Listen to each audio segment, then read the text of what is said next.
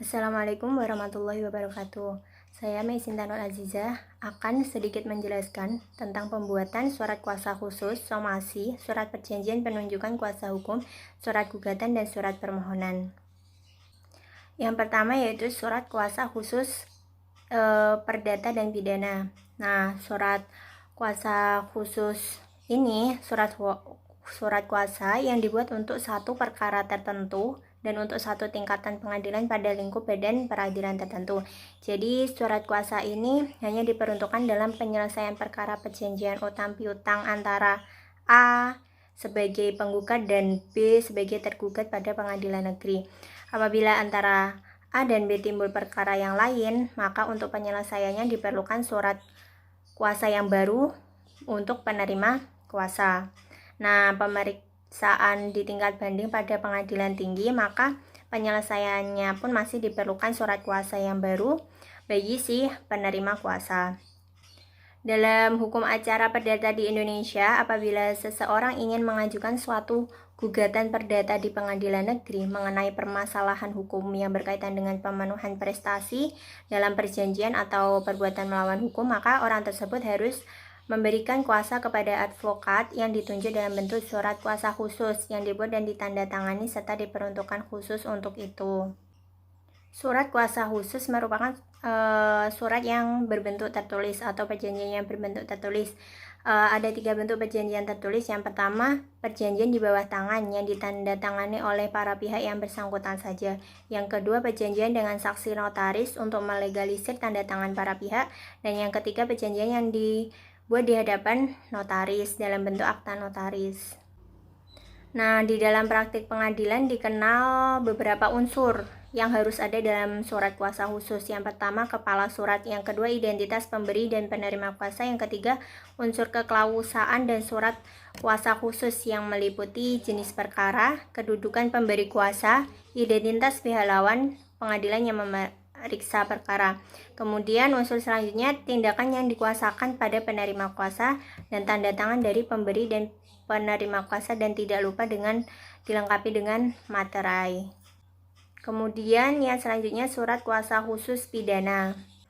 Nah, yang pertama, apa itu surat kuasa khusus pidana? Sebelum itu, kita harus mengerti apa itu pengertian kuasa khusus. Kuasa khusus adalah pemberian kuasa yang isinya hanya memuat satu kepentingan atau lebih. Penjabarannya ada dalam KUH per pasal 1795.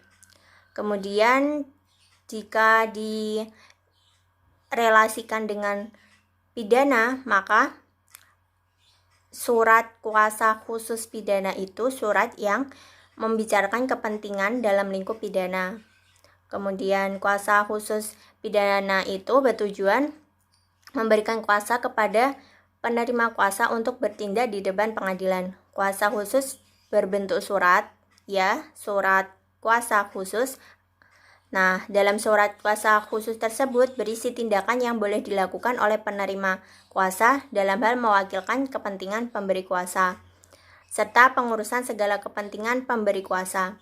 Kemudian, dalam surat tersebut harus ada judul yang mencantumkan kata-kata surat kuasa khusus.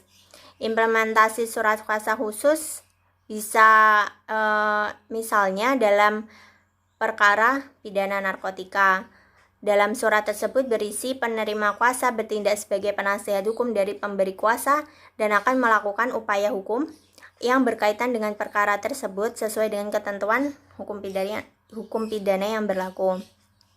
Surat khusus memiliki 3 unsur. Yang pertama, adanya pemberi dan penerima kuasa. Yang kedua, untuk dan atas nama pemberi kuasa. Kemudian yang ketiga, terhadap hal-hal atau tindakan yang terbatas pada apa yang ditulis. Jadi isinya harus sesuai dengan surat kuasa khusus. Kemudian pembuatan surat kuasa khusus pidana. Nah, syarat pokoknya yaitu bentuknya tertulis. Bisa lisan jika pihak material hadir di muka sidang dengan melakukan kuasa. Namun pada praktiknya surat kuasa khusus yang berbentuk lisan jarang dilakukan karena dinilai kurang komprehensif dalam menjamin pihak penerima kuasa maupun pemberi kuasa. Nah, kronologi penyempurnaan syarat surat kuasa khusus pidana ini melalui 4 SEMA. Yang pertama, SEMA nomor 2 tahun 1959 tanggal 19 Januari 1959. Yang kedua, SEMA nomor 5 tahun 1962 tanggal 30 Juli 1962. Kemudian yang ketiga, SEMA nomor 10 tahun 1971 tanggal 23 Januari 1971. Yang terakhir, SEMA nomor 6 tahun 1994 tanggal 14 Oktober 1994, yang isinya syarat kuasa khusus tersebut berisi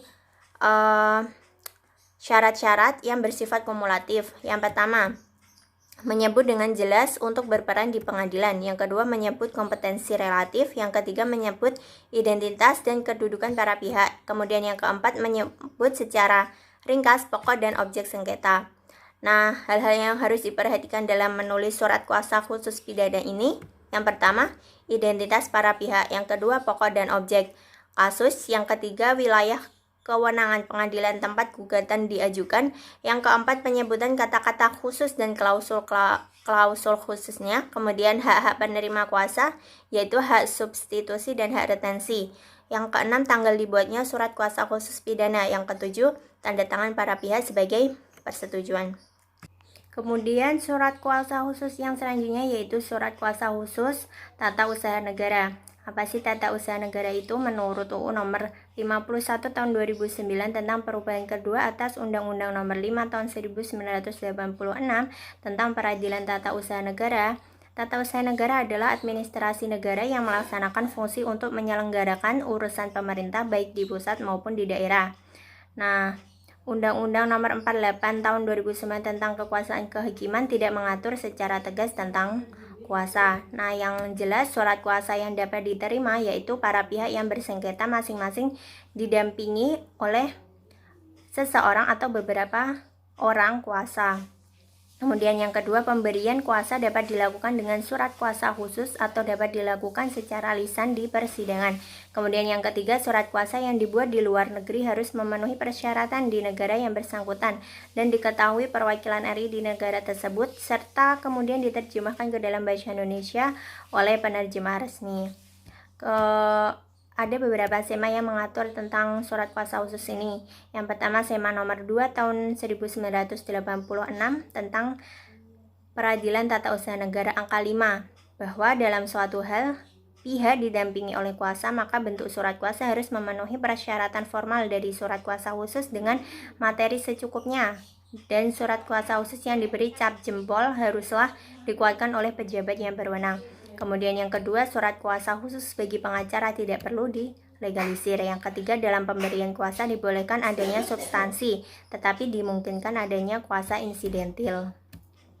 Kemudian dalam SEMA yang kedua yaitu nomor 6 tahun 94 tentang kuasa khusus, bahwa surat kuasa khusus harus mencantumkan dengan jelas bahwa surat kuasa khusus tersebut hanya dipergunakan untuk keperluan seperti perkara nomor berapa dengan pihak yang lengkap dan jelas, tentang objeknya yang jelas. Kemudian boleh di dalam kuasa tersebut mencantumkan untuk sampai pada tingkat banding dan kasasi.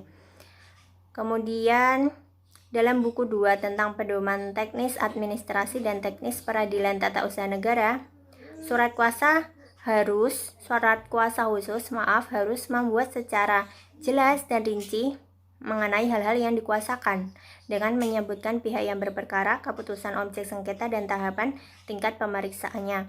Khusus bagi tergugat harus menyebutkan nomor perkaranya.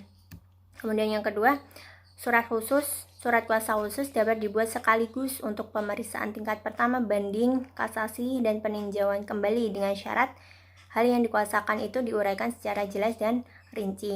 Kemudian tergugat dapat memberi surat kuasa kepada advokat dan surat tugas tanpa materai kepada pejabat pada instansi pemerintahan tun yang bersangkutan. Kemudian kuasa insidentil dapat diberikan izin oleh ketua pengadilan tun kepada seseorang yang beracara di pengadilan tun apabila dimohonkan, tapi dengan syarat seseorang tersebut mempunyai hubungan keluarga dengan penggugat yang dilakukan oleh surat keterangan lurah dan diketahui camat dan mampu beracara di pengadilan. Kemudian jaksa pengacara negara dapat bertindak sebagai kuasa hukum dari TUN hanya dalam rangka menyelamatkan kekayaan negara. Poin selanjutnya, Biro Bantuan Negara dapat bertindak sebagai kuasa hukum, dan fakultas hukum yang memenuhi ketentuan peraturan perundang-undangan dapat bertindak sebagai kuasa penggugat dalam perkara prodeo. Kemudian surat kuasa harus ditandatangani oleh pemberi kuasa sebagai bukti formal, dan berakhirnya pemberian kuasa dapat terjadi karena dicabut oleh pemberi kuasa, meninggalnya salah satu pihak, penerima kuasa melepaskan kuasa atas kemauannya sendiri, dan pemberi kuasa memberi kuasa kepada pihak lain dalam perkara yang sama.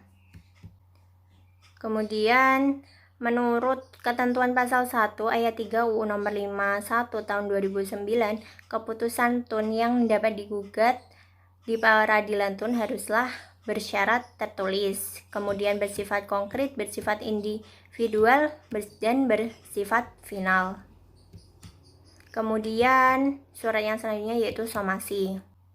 Somasi dapat terjadi ketika tidak ditentukan mengenai batas waktu pemenuhan kewajiban, maka untuk menyatakan seseorang debitur melakukan wan prestasi diperlukan surat peringatan tertulis dari kreditur yang diberikan kepada debitur. Surat peringatan tersebut yang dinamakan dengan somasi. Dalam pasal 1238 KUH menunjukkan ada 3 bentuk somasi. Yang pertama, surat perintah, yang kedua akta sejenis, dan yang ketiga tersimpul. Kemudian somasi tidak diperlukan dalam hal adanya ketentuan batas waktu dalam perjanjian. Kemudian prestasi dalam perjanjian berupa tidak berbuat sesuatu karena seseorang dikatakan wan prestasi apabila melakukan sesuatu yang tidak diperbolehkan. Kemudian debitur mengakui dirinya melakukan wan prestasi.